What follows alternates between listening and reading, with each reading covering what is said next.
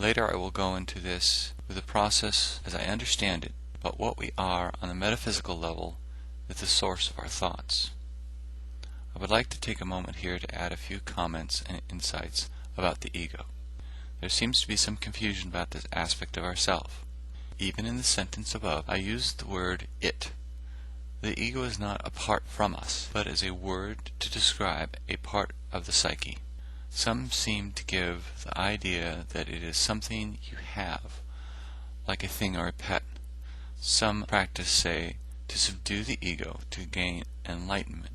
I do not think this is the case in full. The ego is part of us within the physical reality, and that part is action. The ego needs and wants, and this propels us to do.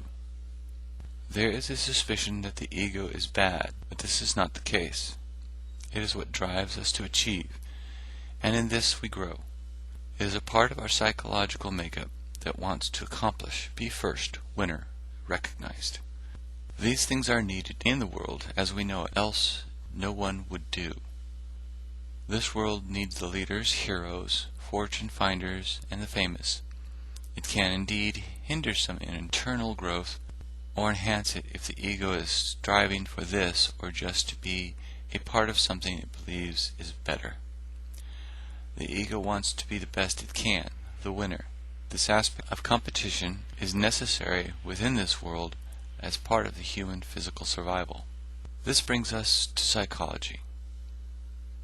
That is a definition as, quote, the science that deals with the mental processes of and behavior, end quote. In this science, we try to understand why we think what we think, but this does not explain what a thought is. It is here that we can see that the universe is made up in two parts. The physical is what can be measured, either substance or force. The metaphysical is what cannot be measured and is insubstantial. This does not make it unreal. Thoughts are metaphysical, as is the essence of what we are.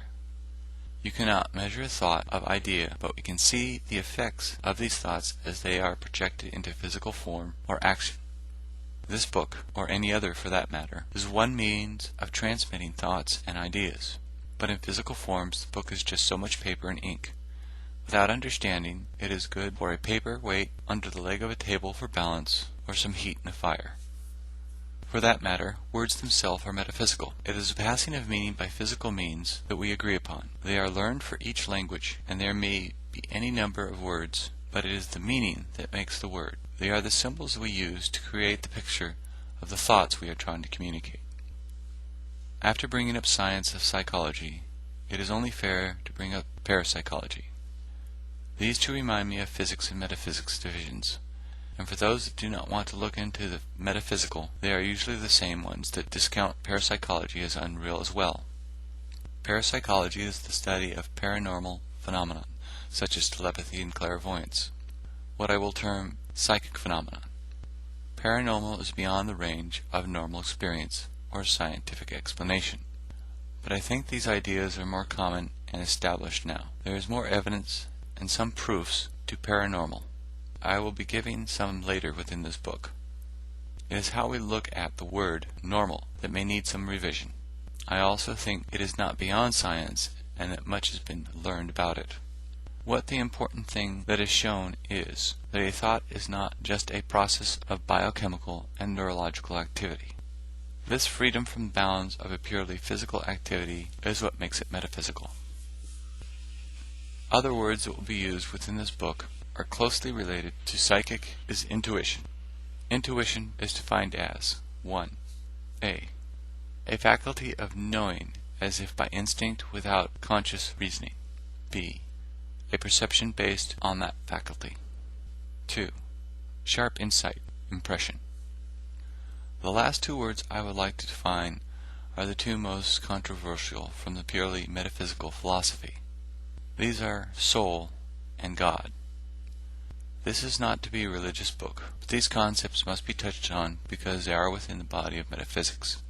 They are also part of what we are and our universe as we think of it on the metaphysical level. These things cannot be measured. The soul, as I mentioned briefly, is not just our outward personality. It is the force, vitality, the essence of our being. By definition it is 1. The animating and vital principle of human beings, often conceived of as immortal, eternal, that survives death. 2. A spirit or ghost. 3. A human being. 4. A central or vital part of something. I will go into some more detail of the entity as this concept is put forth from the views of the other side. For now I will just say it is indestructible. It is the source of us, our thoughts, emotions, and identity. And as a thought or idea cannot be destroyed, neither can this part of us. I would also say that it is not limited only to humans. By definition, God is 1. A being conceived of as perfect, omnipotent, omnipresent, omniscient, originator, and the ruler of the universe, the principal object of faith and worship in a monolithic religion. 2. A being of supernatural power, believed in and worshipped by people. These definitions seem to point to a single person or personality. That is not the way the idea of the vital creative force of the universe, from a metaphysical standpoint, will be considered within this book. I much prefer the term Seth uses for this primary first entity and creative force as all it is, since metaphysics is the philosophy of understanding the inner meaning, idea, and source of all things.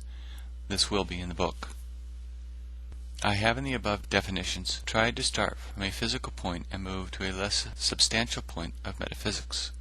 In being a teacher, the best way to get the idea across is to go from the known to the unknown. In teaching you, I have worked from a point where the student is at in their language and ability to understand. Now that some of the main terms and concepts of this book are defined to some point, I hope it will make for an easier understanding and a smoother flow of thought, ideas, and information. Also, since I do not know at what point any reader may be at, I give the information as if they might not know. To some this will be simple and add to their understanding they already have. To some it will be new ideas.